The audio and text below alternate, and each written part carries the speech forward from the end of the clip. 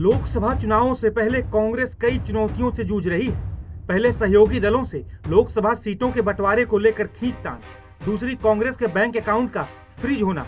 इन दोनों परेशानियों के साथ साथ एक और परेशानी है जो कांग्रेस के सामने लगातार राजनीतिक मुश्किलें खड़ी कर रही है, और वो मुश्किल है कांग्रेस नेताओं का लगातार पार्टी छोड़ना।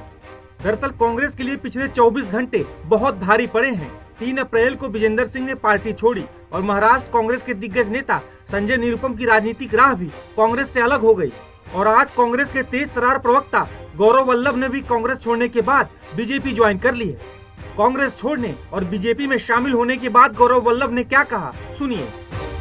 मैंने एक पत्र भी सुबह सोशल मीडिया के विभिन्न प्लेटफॉर्म पर डाला, आप लोगों ने जरूर देखा होगा। और उस पत्र में मैंने अपने दिल की सारी व्यथाएं, इश्यूज जो मैं समय समय पर कांग्रेस पार्टी की लीडरशिप को अवगत भी कराता था, वो मैंने सारे उसमें लिख दिए। उसके अलावा मुझे कुछ नहीं कहना। मेरा दृष्टिकोण शुरू से ये रहा है कि भगवान श्री राम का मंदिर बने, न्योता मिले और हम न्योते को कांग्रेस पार्टी लिख के भेजे कि हम नहीं जाएंगे, मैं इसे स्वीकार नहीं कर सकता। देश में मैं अर्थशास्त्र का विद्यार्थी हूँ, बड़े समय तक अर्थशास्त्र और वित्त देश के प्रतिष्ठित संस्थाओं में पढ़ाया भी है मैंने। सुबह से शाम वेल्थ क्रिएटर्स को गाली, उन नीतियों को गाली, निजीकरण, उदारीकरण, वैश्वीकरण, जो पूरी दुनिया मानती है कि जो डॉक्टर मनमोहन सिंह जी और पीवी नरसिम्हा राव जी की सरकार ने किया, उन नीतियों को गाली।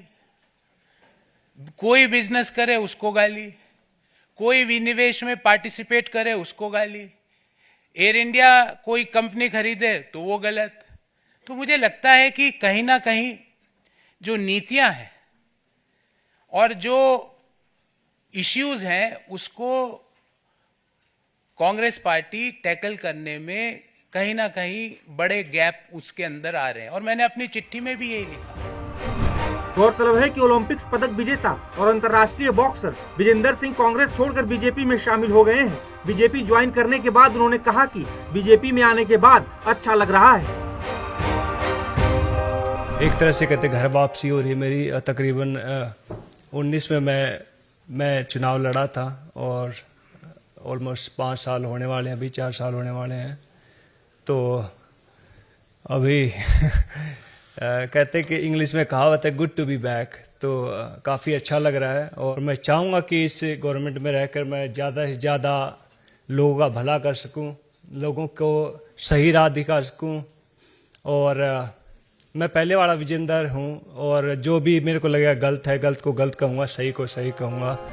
वहीं महाराष्ट्र कांग्रेस के नेता संजय निरुपम को कांग्रेस ने कल पार्टी से निकाल दिया था। दरअसल अनुशासनहीनता और पार्टी विरोधी बयानों का हवाला देते हुए संजय निरुपम को 6 साल के लिए पार्टी से निकाला गया है। मीडिया रिपोर्ट्स के मुताबिक संजय निरुपम मुंबई की नॉर्थ वेस्ट लोकसभा सीट से टिकट नहीं मिलने से नाराज चल रहे थे। मार्च के आखिरी हफ्ते में शिवसेना उद्धव गुट ने 17 उम्मीदवारों का ऐलान किया था, जिसमें Mumbai north west Lok Sabha seat भी शामिल थी। बता दें कि इस लोकसभा सीट से अमोल कीर्तिकर को टिकट दिया गया है। इसी बात को लेकर संजय निरुपम नाराज बताए जा रहे थे।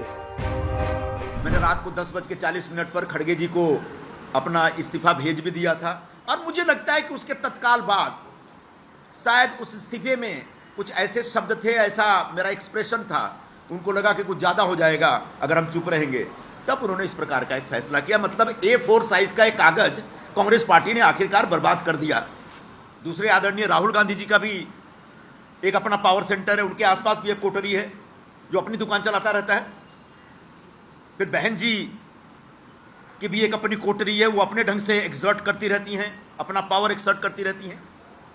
अध्यक्ष महोदय हैं, उनका भी एक पावर सेंटर बन गया है। उनके आसपास जो लोग हैं वहाँ तो ऐसे ऐसे लोग हैं जिनके पास कोई राजनीतिक अनुभव नहीं, कोई राजनीतिक आधार नहीं, अचानक उनके साथ जुड़ के वो हाईकमान बन गए और इस तरह की बातें करते, इस तरह की भाषा का इस्तेमाल करते जो मैं आपके सामने यहाँ प्रस्तुत नहीं कर सकता। और आखिरी एक जो पावर सेंटर है जनरल सेक्रेटरी ऑर्गेनाइजेशन का, वेणुगोपाल जी का, वो भी एक पावर सेंटर बना हुआ है भाई। वो भी अपने ढंग से अपनी राजनीति करते रहते हैं। दरअसल कांग्रेस नेताओं का पार्टी छोड़ने का सिलसिला पिछले कई वर्षों से चल रहा है, जो रुकने का नाम नहीं ले रहा। कांग्रेस छोड़ने वाले नेता पार्टी पर कई आरोप भी लगाते रहे हैं। वहीं कांग्रेस इन मुश्किलों से कैसे पार पाएगी, ये तो आने वाले समय में ही साफ हो पाएगा। टाइम्स नाउ नव भारत डिजिटल की रिपोर्ट।